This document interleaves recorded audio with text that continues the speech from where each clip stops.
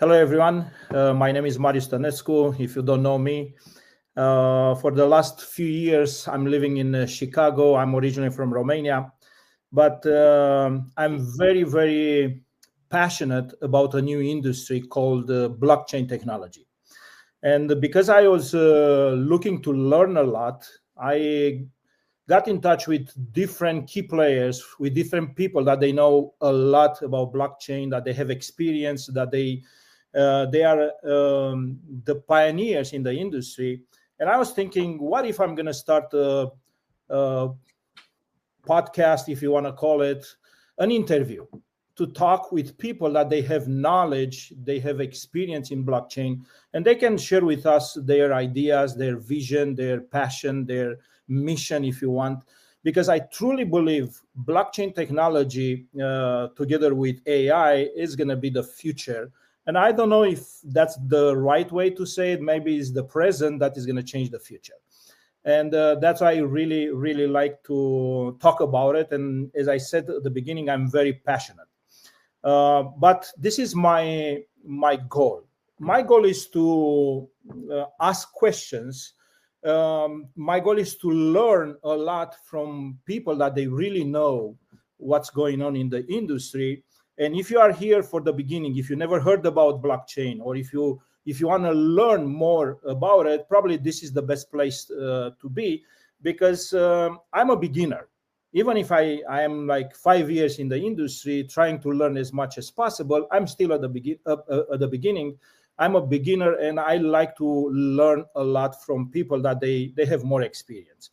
And my goal is to talk with people, learn from them, and I'm going to ask a lot of questions. If you want dumb questions, but those questions are going to be good for you and me to learn a lot and figure out what's going on with blockchain. It's my pleasure to have today with me a person that I met for more than a year right now. I really like him. I really respect him. He's a very cool guy, very nice person, and not only that, but he has a very nice experience in blockchain technology, and that's why I invited him. Thank you, Jake, for being here with us. I really appreciate you, and I appreciate for taking the time to be with us. Yeah, absolutely. Thanks for having me, man. I really love the opportunity. I would like to hear a little bit your story and how you started into being around blockchain. How did you discover blockchain? Oh, yeah. So, if anyone knows me now, like they know I'm hardcore blockchain, love every aspect about it. It's actually become basically it's become my life to share this tech with everyone. But prior to 2018, like I absolutely hated it. I would look at Bitcoin and I would look at people trading Bitcoin, and I just thought it was this fake thing that everyone was being scammed into, and everyone was purchasing this thing, and it was just There are still people that they believe the same thing. yes. I think it's like just part of the process whenever you actually start to dive deeper. And I just I realized later on I didn't understand it, but I got my start in 2018. And at the time, I was a real estate investor. I was trading stocks and securities, options, and just kind of doing my own thing. I came from this traditional type mindset, and I had a friend that basically just forced me to set up a wallet, and he sent me some crypto, and I got involved in like a little bit of some mining projects here and there, but I did not believe in it at all. I didn't understand any of it, but because he was so persistent on, getting me involved, and he tried to get me to understand things, but I really wouldn't look into it. How long ago was that? You said That 2018? was in 2018. Yep. And so I let like a whole year go by, still doing my own thing, and I still had that just kind of sitting on the shelf, not looking at it. And he called me in 2019, and he asked me like, "Hey, there are some really big players here in Vegas. How soon can you be here? Can you be here tonight?" And I mean, he was very energetic, very serious about this, so I entertained it, even though I knew it was probably something crypto based, and I still did not like it at the time.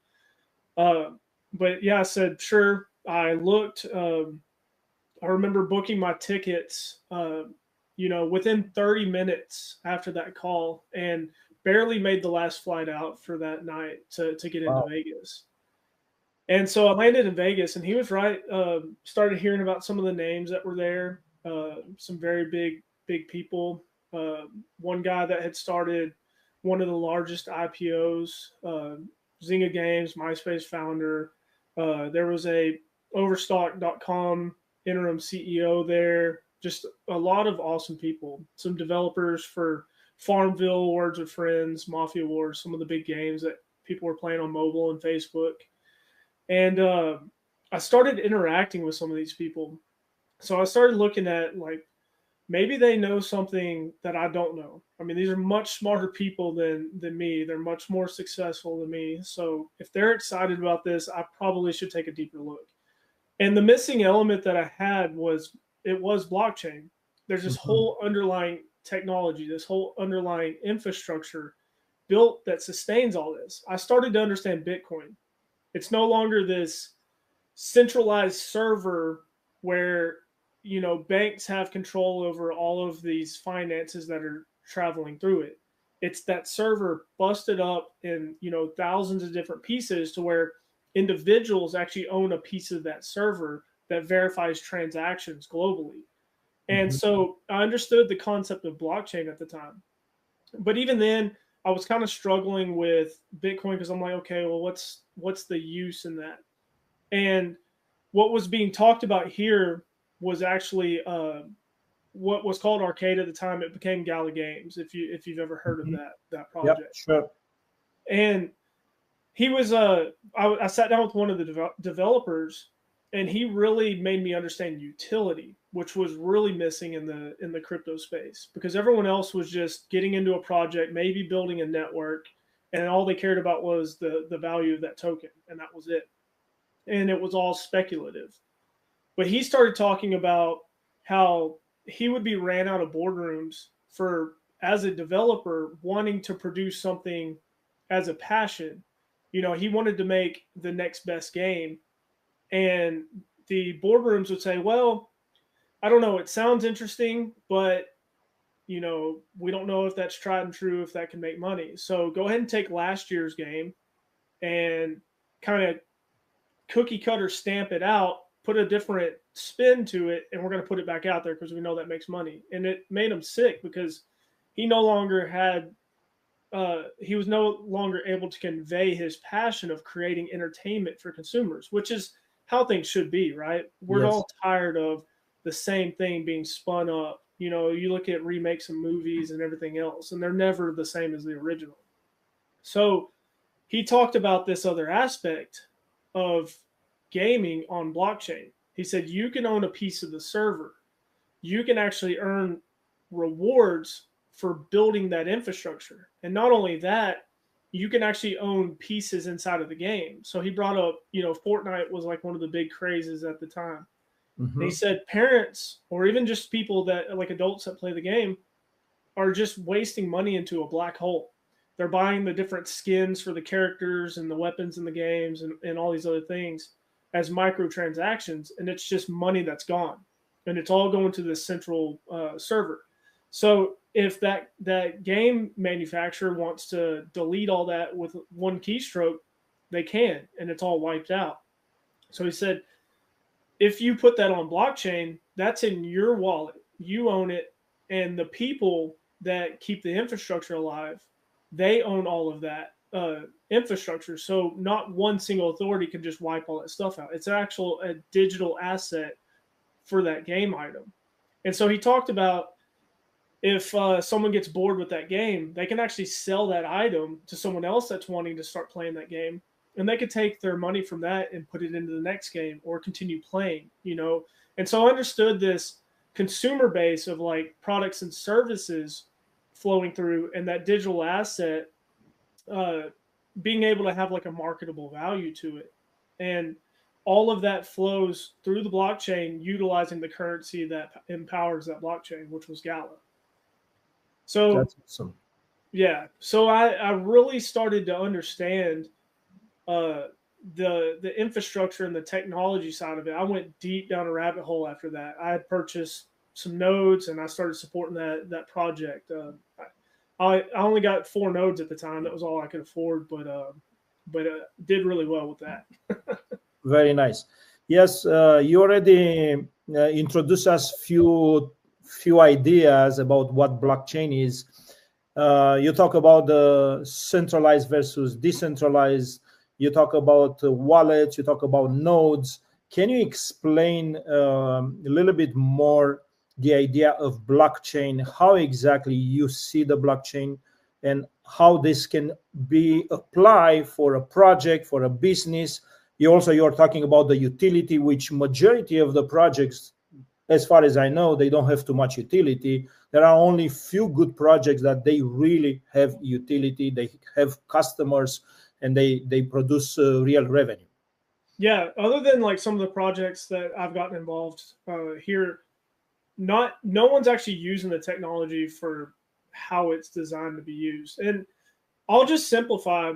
Blockchain sounds like this huge buzzword, and it is amazing technology, but it's just the next iteration of the internet, if you really think about it on simple terms. That's So, huge. That's huge. Like what you just said, I believe that's huge.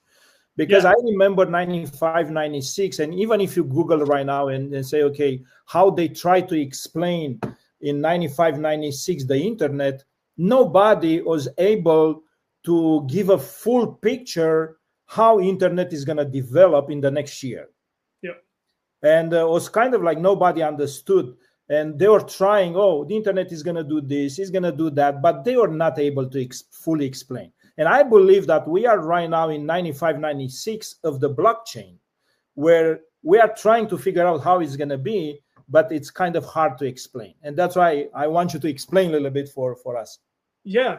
And I mean that you're right that the opportunity feels exactly the same as that. And it's funny looking back at that. Whenever you had businesses that said like I'm an internet business, nowadays you're just a business and you just use the Nobody's internet, using right? that term. So like right now you kind of hear like blockchain companies and stuff, but I believe like in the near future it's going to be so apparent that it's just you're a business. Of course you use blockchain, and that's for many reasons. That's for security. It's top notch security. It's ownership. It's fairness. It's traceability, transparency, and uh, what I was talking about those iterations was if you go way back to just intranet before the whole world was connected, you had computers connected just at a local business. And that's what it's dubbed as Web 1. It was the first iteration of the web. And that was read only. You could only just look at data and process data at a read only. And then the next iteration came out, the 2005s, 2010s, whenever we transitioned to Web 2, which was read and write. Yeah. So then you had, YouTubes and social medias where you could actually interact with and write to the internet at the same time while reading. And then now you have Web 3. Web 3 is read, write, and own. And remember, that's what I talked about, how we could own nodes. We took those servers and you bust them up to where it's not one central authority that owns all of it. Every single person that's a node operator owns a portion of that network, and they're actually rewarded or incentivized to build that infrastructure. And because of that ownership, there's no longer, again, that central authority that has all the say so in what happens inside of it. It's so much more fair. Mm-hmm. And all those other things that I just mentioned that come with it. The easiest way for me to explain it is, let's say we had a poker game going and we don't have any chips. So if you go to Vegas, they supply all of that. It's all in central control. They own the game. They could rig the game. You never really know. But all of that's controlled inside of their infrastructure.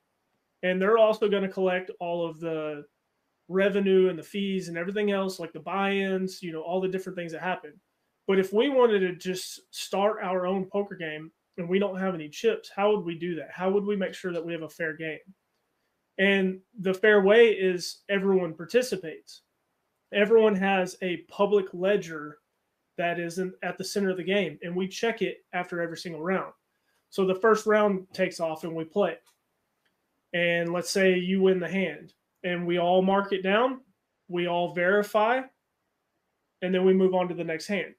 So if you tried to cheat, all of the other players inside of the game are going to have a discrepancy against that, right? Yeah. And that's what's called consensus. That's what all of the nodes do, are exactly what we're doing in between these rounds.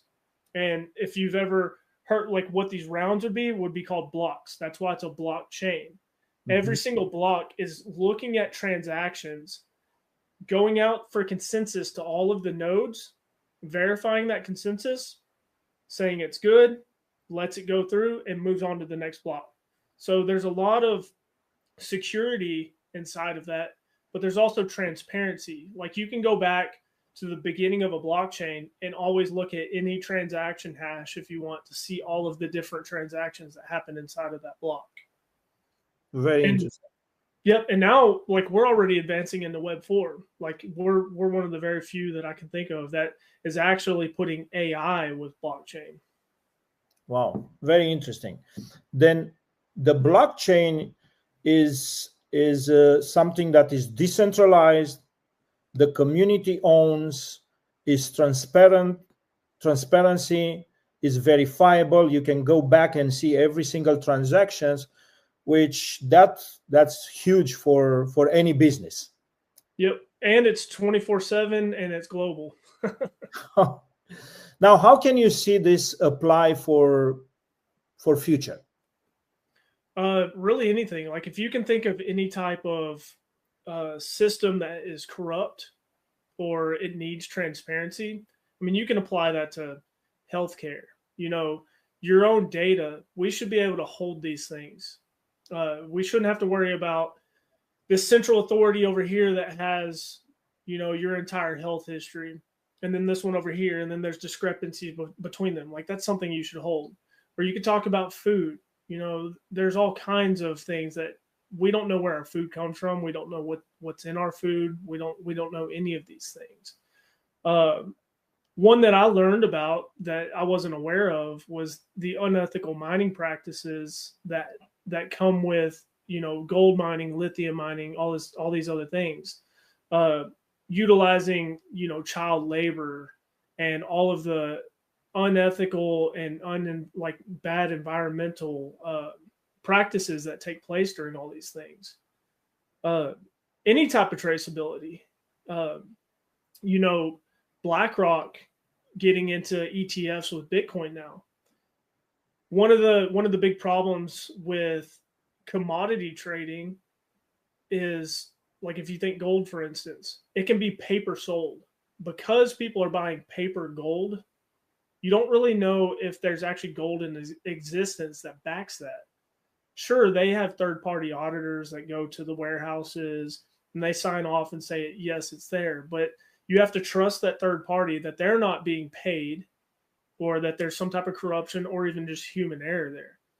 And many have already talked about or speculated that gold, silver are all oversold. The price is suppressed down because there's more that's actually being sold than that is actually in existence. If everyone tried to go on a gold run and said, I want to take delivery on the gold that I own, they would run out before they got to the last person, kind of like musical chairs. But now that they have a Bitcoin ETF, a few people, I remember having this conversation that they were worried that the same thing would just happen. They would oversell Bitcoin, drive the price down, and it would be oversold. But it can't be, because whenever BlackRock has their quarterly statements and they say, you know, we've raised this much inside of our traded fund and it has to be backed by this much Bitcoin, you can take their wallet, go look at it, and verify that that Bitcoin is in existence in their possession. And it's huge. Like me or the bottom of the bottomest investor can go audit that. We no longer have to trust third parties. You can, like anyone in the world can go audit these types of things. So think about if you applied that to any industry. You know, anyone, anywhere can go make sure that what is being said or what is being spent exactly where it's being said that it is. Yeah, that's huge to be able to verify. You don't need to trust anymore. You just go and look at the data and it's there, or is not. Yep, exactly. That's amazing. talk with me a little bit about the decentralized uh, authority, or because I believe this is very important, the opportunity to create a community, that the community is going to control any project that you want to control, is not only one person or a group of people that they control. They have the authority, they have the power, they can do whatever they want to do, and they collect all the money. Like one of the examples that I'm thinking is any platform that we use for free right now. Like imagine Facebook, for example, right? You use for free, you are happy that you can post pictures, you can comment, you can do whatever, see friends, put your videos, and it's for free. But at the end of the day, somebody else is controlling the platform, somebody else is taking the data, is using your data, is using your money. Because when you spend that time into, let's say, one platform like that, you spend a lot of time, but you generate money, and they make a lot of money, they control everything, and the community has nothing. Can you talk a little bit about the centralized versus decentralized that blockchain is bringing to the table, and also the fact that the data is so important? And why I'm asking you about this, because I had a conversation with somebody, and I was trying to explain how important is the data, and he said, I don't care. And that's, for me, was like, what? Probably they don't understand that that's normal at this point, at this level of conversation. Talk with me a little bit about that. Yeah, you're exactly right. Anything that is free for you to use that feels like a lot of value means you're the product. Like, we absolutely are the products on Facebook. They actually harvest our data and they monetize that.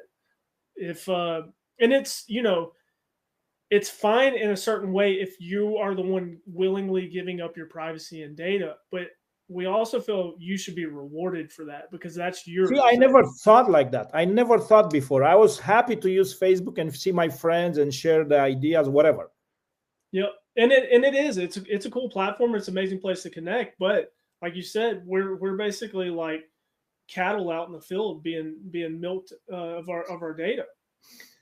And so if you took something like that, which Facebook makes north of like $180 billion a year just off of us. Wow. Like, if we are providing that value, then we should be a part of that because your private data is yours. It's a sovereign right that you own. It's like someone coming in and just taking something out of your home and monetizing it. So if you took that, which is on central servers, and again, that could be completely wiped out with a keystroke if you want to. All your pictures, all your data, all of that stuff can just you've given control of that away to someone. If you could decentralize that, which it's been done, and power it by a node network that's community owned, where they control and own everything, then all of your data is actually protected and it's owned by you. If you decide you want to give it up or monetize it, then you have the right to do that. If you don't, if you want to stay secure, then you absolutely have that right as well. So that's one thing I always think about that a lot is, okay, I am okay with being targeted for ads if it's things that I want. If there is a huge benefit to that. Like if I'm looking at, say, shoes, for instance, and Nike wants to send me some ads, or Under Armour wants to send me some ads, and I'm looking at these shoes and it's beneficial to me. But again, that's my data that let them know that I was even looking at that. But Facebook's the one that harnesses all of that. I should be able to have the right to say, okay, yeah, go ahead and target me, but I'm going to earn from doing this.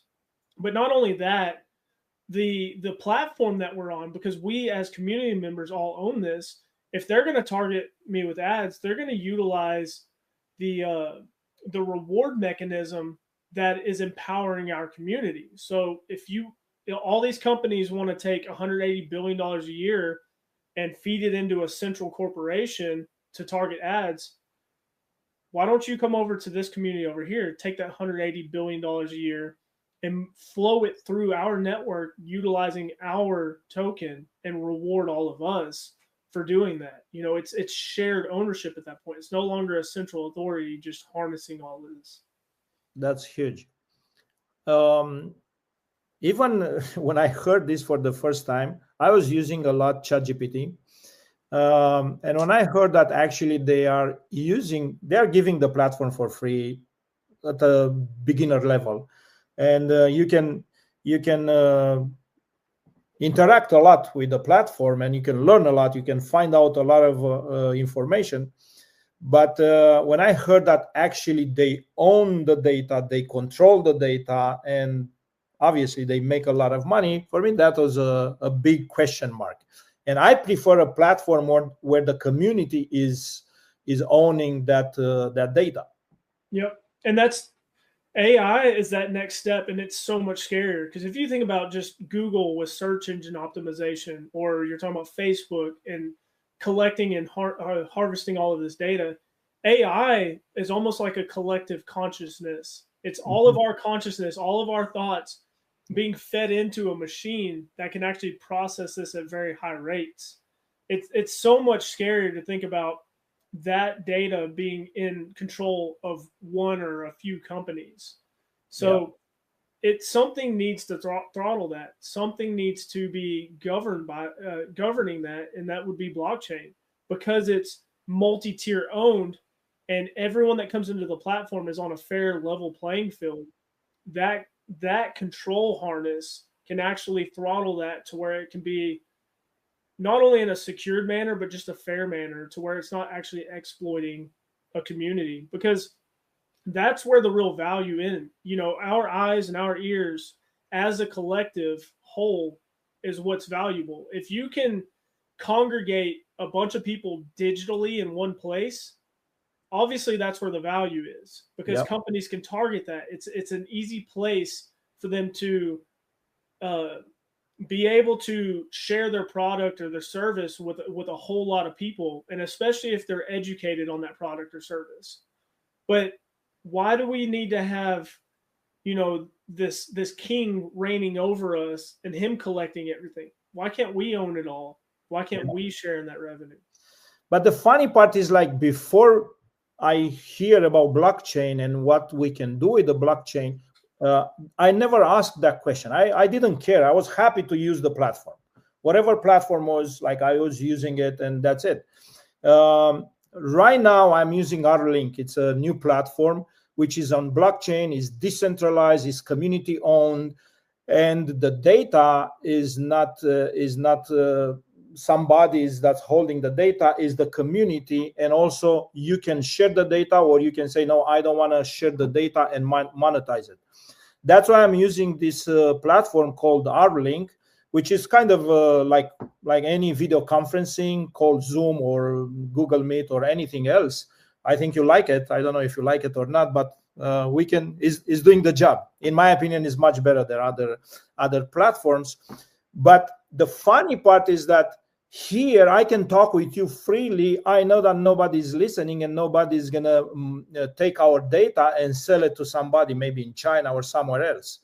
And when I know other people that they sign NDAs before they go into a Zoom, make sure that, okay, nobody's gonna share the ideas. They have a big idea, and let's sign an NDA. Yeah, but you sign with me an NDA. But what about the platform that you are doing the meeting? They are listening to you. They have their AIs. They collect all the data, and they will use your idea before you are thinking. Yep, absolutely. Yeah, you have a fly on the wall in every one of those meetings. Yeah, I love this platform here. Rlink it's amazing. Not only that, there are some huge properties to it that are way above and beyond that Zoom has. I don't know. Did you recently see that Zoom actually just got caught selling a lot of data? Yeah. I saw that. Yeah. Anyway, a question for you. You saw so many projects in blockchain, and I agree with people that they say not every project is a winner. And unfortunately, many of them are not winners and just collect some money. And a lot of people, they lost a lot of money in blockchain, in crypto space, so on and so forth. How would you recommend somebody? What would you tell somebody to be careful when you take a look of a project? What are the principles that you are following in order for you to say, okay, yes, this is a project that is good to be part of. This is a project that I don't want to have anything to do with. Do you have some? Yeah. So usually, like whenever you hear that story on a lot, you usually hear about meme coins or maybe even just like a small network. So meme coins are mostly built as just a token on a different blockchain, and all they care about, like, it's literally just memes, you know. So whenever people buy into it, they pump a token up and then they rug pull it out from everyone else, off of momentum craze. And again, that's just speculative. Or if you go into maybe another project that they actually built a little bit of an infrastructure, maybe they actually do have a blockchain, but it's the same thing. If there's no actual real world products or services or any type of utility flowing through that network, it's not being used. Like, what's the point in interconnecting a bunch of computers, generating a bunch of rewards from that, but then there's no use for them? It's the same thing. If anything is going in and they pump a token, it's going to be a flash in the pan. It's going to crash right back down because there's nothing to actually sustain it in the real world. So one of the biggest things I always look at is governance. If there's not a governance structure that shows the node network, the people that are participating in that network, as true ownership over that network, it's a red flag. If there isn't some real technology base to it, like, so if it doesn't have its own like layer one blockchain, if they're building on something else, like say they're building on Ethereum, it's not necessarily a red flag, but I would like to see a project that's actually building its own thing to become more efficient in the technology. Because if they're just utilizing another network, it's not necessarily a bad thing, but it's not like true ownership over whatever it is that they're building. Now, it is decentralized by the Ethereum network or the Binance Smart Chain or something else. But again, there are some flaws with those chains that, you know, we can get into at a later date. If there's no true utility for it, so if we're talking about products and services, if there's no tangible real world assets that can maybe be tokenized on that chain to be purchased, like you mentioned, this platform, this is an actual product or service that is flowing through the network. You can actually purchase an NFT for your membership here. Rally, the token that's powered on that blockchain, actually flows through to pay for that membership or service. So if I don't have any of those things right there, I'm probably not going to get involved in that project. And then also, just, is it making an impact? You know, there could be some cool little fun things. And again, you know, I got involved in gaming. Mm-hmm. Is there some problems and corruption side there? Absolutely. But it's not as impactful. Like, where I'm transitioning into now is finding real problems and this being real solution to help people, because we've progressed through the Web 2 world so much that the select few big tech companies have figured out how to harvest us as their products on these. So if you can actually find a project that's working towards pulling that power back to the people and giving that opportunity to actually take ownership over whatever it is, because obviously that product or service has value to the world, but the means of how it's being utilized and really crippling the world, if we can tackle that problem, that's a project I want to be a part of as well. Yeah. In future, how long do you see the world will embrace blockchain technology and it's going to become like normal and obsolete? And let's put it this way, maybe the way you said, it would be a day when you are not going to say this is a blockchain project. You are just going to say this is my business. That, of course, is using the blockchain technology. Yeah. I would say in the next probably 3 to 5 years, it's going to become a norm. It already has started to become a norm. Like, a lot of people are waking up to and starting to hear about blockchain, but at this rapid rate that that it's progressing and people are starting to get involved. And now there's more and more projects. Like, I look at Connect a lot as something that simplifies it for the average user, because that's what's going to make mass adoption, right? Is whenever it becomes easy for a user to be able to participate in it. And those things are becoming more and more and more refined. I look at it, like you mentioned, back in the Web 1, or, the early internet days, pre-95, you had to be a developer or software coder to be able to connect to the internet. Yep. There was some things out there called like Netscape, but they were very, very, very confusing. And then America Online, the AOL disk came out, right? Yep. The average user could pop that into their computer.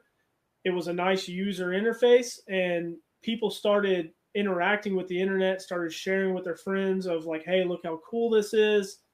And then it started getting mass adoption, and it became more and more normal to interact on the internet. And that's what I feel like we're going into now, is this simple user interface where someone can actually plug into blockchain and start participating right away, and also become educated on it, because it's only going to get easier and easier. We no longer have to know, how does a modem work, and having to plug all this stuff in and figure out exactly what it is that makes it beneficial. Like, I have no idea how my Wi-Fi router works, but I know that I can connect to the internet. So at some point, probably in the near future, I really think like 3 to 5 years, it's going to become so simple that people don't even have to understand what blockchain technology is. They just have to see the value that it serves to them. But that means they will need a wallet, right? Oh, yeah. Yep, absolutely. I remember the day when a friend of mine helped me to open a digital wallet, and he sent me some digital money. I was like, man, this is cool. This is very interesting. And how many people do you think they have a wallet right now? I don't know. I'm sure we could find some pretty good statistics on that, but I still think it's a lower number than it probably should be. Like, could be 2, 3, 4, 5% of the population, or more or less, maybe somewhere around there, like 10% of the population that they have a wallet. Like in the U.S. at least, yeah. Yeah, very interesting. Yeah. Okay.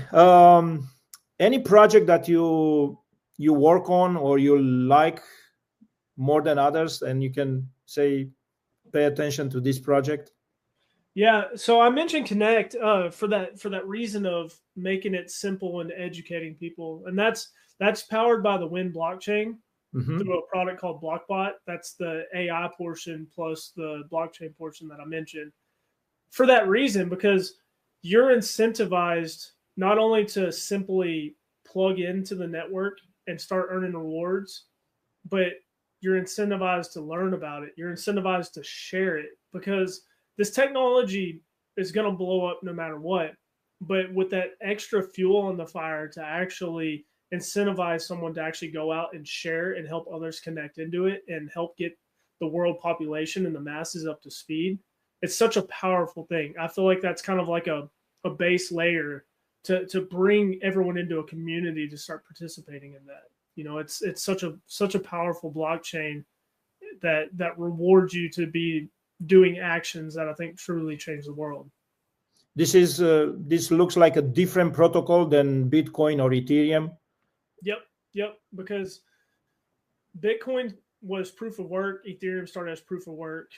Very complicated to get into. Again, that's kind of like the coder days type thing. Like, to operate a Bitcoin node, you have to make sure that you have the right power source. So many people, like, you have some 240-volt circuits, but they usually run like your oven or your washer. So you'd have to get a whole nother panel RAM. You'd have to go buy a very expensive machine, like $15,000-$20,000 for some of those machines to be competitive now. And they're noisy. And then again, now you have to get into the coding side, making sure that all this is directed and ported to correct wallets. I've been there. It is complicated. But getting outside of proof of work, it's a proof of action algorithm. So it's very simple to plug into. You can set up a node on it within 10 minutes, like setting up a wallet, making sure that Can you explain what's a node and what's the functional, what's the reason of a node in blockchain? Yeah. So remember my poker analogy earlier, right? Yeah. So you were actually doing the one to actually verify that public ledger to make sure each round or each hand, you're looking at all the transactions that happened and who won that hand. So you were technically like a node in that scenario. Mm-hmm. So a node is just software being ran on some hardware, and it's keeping all of this public ledger alive. It's verifying all the transactions that are happening on that network, and it's rewarding you to be able to plug into that network. So the more and more nodes that are in existence out there, the more and more secure that network is. If you think of like how, what I always talk about, that central server that Amazon or Facebook or Netflix owns, if you can bust that up into a bunch of pieces to where each person can own a piece of that, that's your node that's actually interacting with the network. Is a node doing the same work that a miner for Bitcoin is doing? No, these are way more efficient. Like you could run this on a laptop if you want. I run most of mine on a VPS, which is basically renting like a little server space and connecting it up. So it doesn't consume much power. Like you're not going to have $1,000 a month electricity bill or anything like Bitcoin mining. It's very low computational power, and it's actually tracking real world actions. So if I do something that is in action in the real world, it actually tracks that, puts it on chain, and then I earn a reward for that action. That's fantastic. Like if you think like to have something like an index that it's recording all of your actions, all of your clicks, likes, whatever you do on that project, whatever action you take, and it's going to reward you for that. I think that's phenomenal. Yep. Like some people, they don't even grasp the idea, or they don't even believe that something like this is possible, just to be able to get rewarded for your actions, for good intentions, or for good actions that you take to help the humanity, to help that project in particular. Yeah. And I mean, it's semi-relatable, like even in the Web 2 world. Like, again, these are on central servers. These things can be wiped out, but I can go to Starbucks and, I can buy a drink and actually get a star. And whenever I accumulate enough stars, I can get a free drink, right? Or I can go on Fly American Airlines and get some Sky Miles that I can utilize for future trips. But again, those are on a Web 2 server. If there was some type of malfunction, or if they decided we no longer want to support this, all of those accumulated miles you have could just be wiped away. Yep. Now, in Web 3, going into Web 4, you actually own those. So like the Starbucks stars, like it would actually be an asset in your wallet that if you wanted to utilize that for whatever product or service that is, you could do that. Or if you want to sell those to someone else that's wanting to utilize that product or service, you could absolutely do that as well. It's absolutely yours to own in your wallet. I want to have a last question for you. Imagine that, of course, there are people out there listening to this conversation for the first time, and probably is like a lot of confusion. They don't understand probably anything about blockchain at this point. Because I remember the first few days, first few weeks, even first few months, I was like totally confused. What would you say to somebody that feels like, okay, I don't understand anything, but looks cool, looks interesting? It's the new technology, it's the new internet. It's something that is going to impact the world more than internet did it. Because at least from this conversation, I want people to understand this idea. It's a new technology that is going to impact the world. With me or without me, this technology is going to go and impact the world.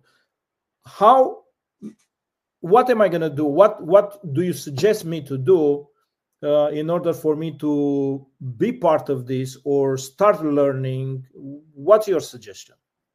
Yeah, I would say just dive right in, because I haven't always known the knowledge that I have. Thankfully, I had that friend that basically forced me into it. And I'm very, very, very thankful that that he called me that day and opened my eyes, because him just helping set up a wallet. I earned my first transaction from him just so I could kind of start to understand some of these things.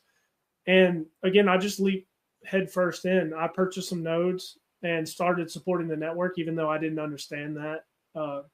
And luckily now, especially with Connect, there's a blockchain academy, there's learn to earn. You can actually be rewarded to learn outside of all of the other benefits that are involved in it.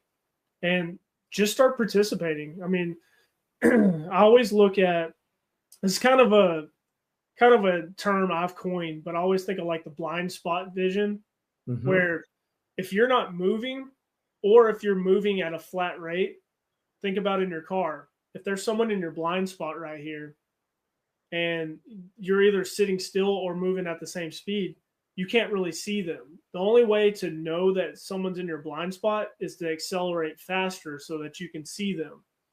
And that's always kind of been my philosophy on it, is just dive into it, start participating in it, and learn as you go. Yeah. And if they don't have a friend to force them, they should call us, right? We Absolutely. can force them to open we can help them to open a wallet, to learn a little bit about blockchain technology. Just call us. If you don't have a friend, call us, and we are going to help you to start taking your first few steps into blockchain technology. Yeah. And that's become my passion, is just going out and waking up the world and saying, hey, there's a better place. There's a better way to do this. Unplug from the Web 2 world and plug into this Web 4 world. I'm very passionate, and I will sit down and talk with anyone about this, because the more and more people that join this community, because remember, we all own this, the more successful it all becomes. That's what's called the network effect. Yeah. If you think about cell phone towers, if we started putting up cell phone towers, and again, that's almost like a node. But if you and I are the only ones with a cell phone, it's cool, we could talk to each other, but it doesn't serve any value to the world, right? Yeah. But if we slowly start bringing more people into this cell phone community, and more people start having them, look at how cell phones have changed the world. They're very, very, very beneficial. And at the time, whenever that was first happening, it was just voice. People were talking over voice, or maybe even pager prior to that. Look at what it's become. So even with what we're building now, we don't even know the options that are coming, or what can be built upon that layer. Now I can actually take the cell phone network and I can video conference with someone, or I can chat on social media. I can do all kinds of things because people adopted something and built that community and that network up. And that's exactly what we're doing here. Yeah. I became passionate too. I'm very passionate about this, even if I don't fully grasp, I don't have the entire picture, and I can recognize that. I have no issue with that, but I see a future, a big future here, and I'm very passionate about the blockchain technology. Thank you so much, Jake, for sharing with us the idea. Do you know what? I still have another question. What if somebody will say, yes, I like what you are talking about, what's in it for me here? Yeah. I mean, my motivations have completely changed. Whenever I first got in it, I was just talking about, or got involved because I could actually earn or mine a digital reward. That was kind of the self-interest side of it first. And, like I said, that was amazing. Like it's led to insane like amounts of trips and people that I've met. I've been able to have cool opportunities, pay off my parents' house and all kinds of cool things with a project that I've been involved in. Now, I'm not saying that, this could lead exactly to that same trajectory. I don't know. I don't have a crystal ball for that. But outside of that, like, I mean, I've met my tribe. This is an amazing community. These are some of my best friends now. And being able to be a part of changing the world, like that's such a passion for me now, that's what drives me. So just whatever your actual motivator is from what I just spoke to you, but there's so many opportunities here to be a part of something so amazing and so cool, to revolutionize. Yeah, that's fantastic. Thank you so much. I really appreciate our talk here. I learned a lot from you, and I'm looking forward to have more conversation with you. Yes, I appreciate it. Thank you for having me on. And yeah, I look forward to being on again. Thank you, Jake. Thank you so much for everyone that you're watching us till the end. And I hope you got some value, and I hope you are going to love this new industry called blockchain technology, and you start learning as much as possible, because I truly believe it's something huge that I'm passionate about, Jake is passionate about, and there are so many other people out there passionate about this, and you don't want to miss the train. I'm telling you, you want to learn about this. If you are curious, if you want to learn more, you can contact us and we can help you to start your first few steps into the blockchain technology. We can help you to open a wallet. We can show you how to maneuver the coins, send some crypto left and right, and it's going to be a blessing. Thank you so much, everyone. Have a great day, great evening, wherever you are. See you next time, when we're going to talk more about blockchain. Have a good night, everyone.